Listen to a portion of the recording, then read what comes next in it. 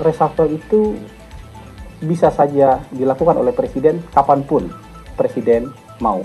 Tapi sepanjang tidak diumumkan oleh presiden, ya, tidak disampaikan langsung oleh presiden, karena yang berhak menyampaikan ini kan hanya presiden. Saat ini kan Kementerian Kesehatan mengeluarkan edaran untuk seluruh dinas kesehatan yang ada di Indonesia.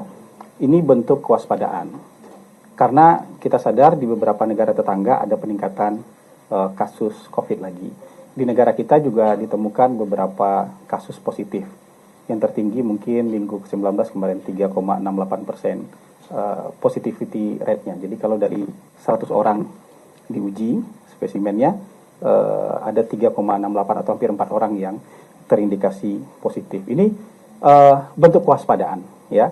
Jadi mungkin bisa mengingatkan kita kembali ke protokol hidup sehat yang pernah kita jalankan beberapa waktu lalu, tahun 2020 sampai tahun 2022, 2023.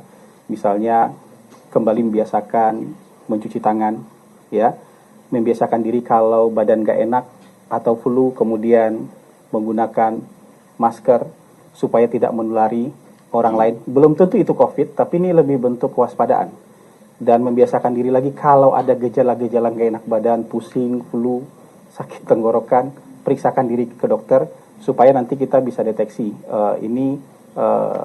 bagaimana penyebarannya yang ada di negara kita. Bagaimanapun kalau sudah ada di negara tetangga peningkatan kasus, kita kan juga harus mulai waspada. Walaupun hari ini kita ngelihat semua masih berjalan baik, kita masih berjalan normal. Ini lebih kepada meningkatkan kepedulian kita lagi soal membiasakan kembali hidup sehat, cuci tangan, ya, kemudian hidup bersih, hidup sehat, berolahraga, pola makan sehat. Kalau badan gak enak, pakai masker.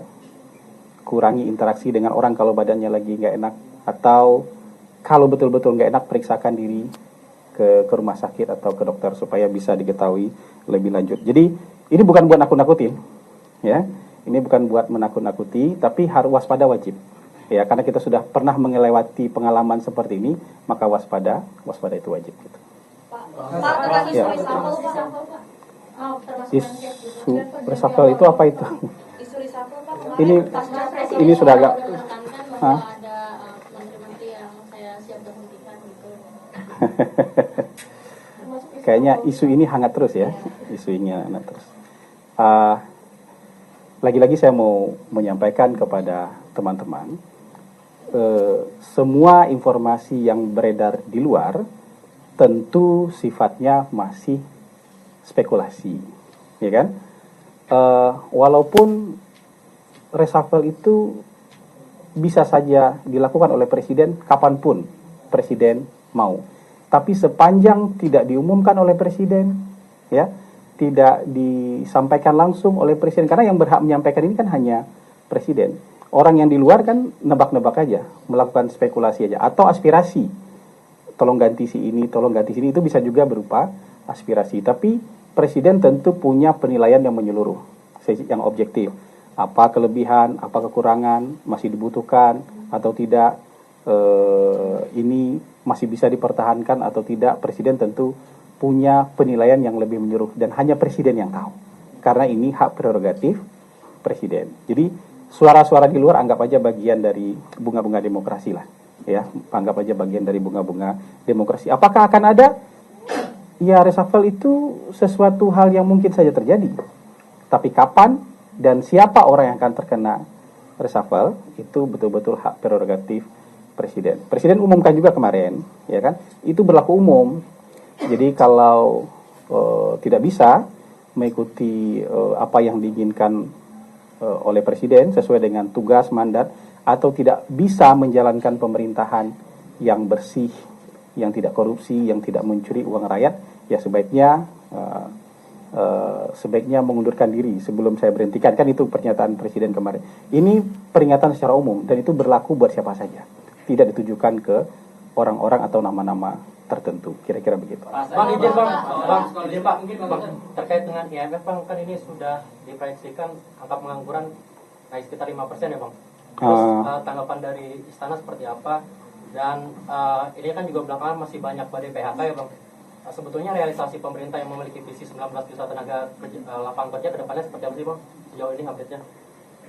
Ya, analisis dari lembaga-lembaga seperti IMF tentu jadi masukan yang penting, sangat penting bagi pemerintah untuk antisipasi, untuk menjaga supaya kita tetap baik ekonominya, menjaga supaya pertumbuhannya juga lebih baik lagi. Ini masukan lah.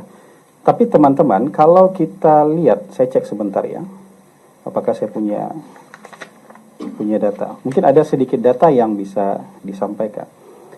Kalau menurut data dari BPS terbaru, angka pengangguran terbuka justru turun. Ya, bulan ini, sampai bulan ini justru angka pengangguran terbuka itu turun dari 4,8 ke 4,7, 4,82 ke 4,76. Itu artinya angka pengangguran, orang-orang yang benar-benar nganggur ini, itu turun. Angka pekerja penuh waktu, kayak kalian ini, pekerja penuh waktu itu naik. Angka pekerja penuh waktu itu naik dari 65,6 jadi 66,2, hampir 1%. Ini kan kita bicara data ya, biar kita dapat gambaran yang lebih utuh. Yang setengah pengangguran itu juga turun dari 8,5 menjadi 8%. Jadi ada indikator-indikator yang menunjukkan bahwa memang terjadi pemutusan hubungan kerja, tapi penciptaan lapangan kerja baru juga terjadi dan itu lebih banyak. Memang pengangguran absolut nih, pengangguran absolut itu kira-kira ada tambahan sekitar 83.000 orang. Tapi ini juga tidak hanya karena orang PHK, tapi juga naiknya orang-orang di usia angkatan kerja. Jumlah saya tiba-tiba dari anak sekolah, selesai sekolah, jadi angkatan kerja baru kan, belum dapat kerja. Jadi itu yang disebut dengan pengangguran absolut, jumlahnya bertambah 83.000 karena ada usia-usia yang masuk ke dalam usia kerja. Jadi sejauh ini, indikator-indikator yang seperti ini kita masih cukup baik dan masih cukup untuk membuat bangsa kita optimis. Dan ke depan tentu pemerintah akan mengeluarkan berbagai kebijakan-kebijakan. Kemarin juga sudah diumumkan stimulus sehingga nanti perekonomian bisa jauh lebih bergerak lagi sehingga ekonomi kita bisa lebih baik lagi. Ingat, pembangunan kemajuan ekonomi negara kita juga harus ditaruh dalam konteks ekonomi global. Ya kan? Ada konflik, ada perang. Kemarin perang itu agak-agak mendekat ke kita. Pasti terganggu supply chain dunia. Ada perang tarif. Pasti terganggu tuh perdagangan dunia. Itu juga punya impact terhadap bangsa kita. Tapi di tengah-tengah istilah yang disebutkan orang sering itu ketidakpastian global jadi kata-kata mantra hari ini, kita masih tumbuh cukup baik. Kita masih tumbuh hampir 5%. Sementara negara-negara lain mungkin hanya 1-2% atau bahkan masih minus. Jadi kita punya amunisi lebih dari cukup untuk tetap optimis, ya. Belum bisa puas kita tentu, tapi kita punya amunisi yang lebih dari cukup untuk tetap optimis sebagai sebuah bangsa. Kira-kira kayak gitu.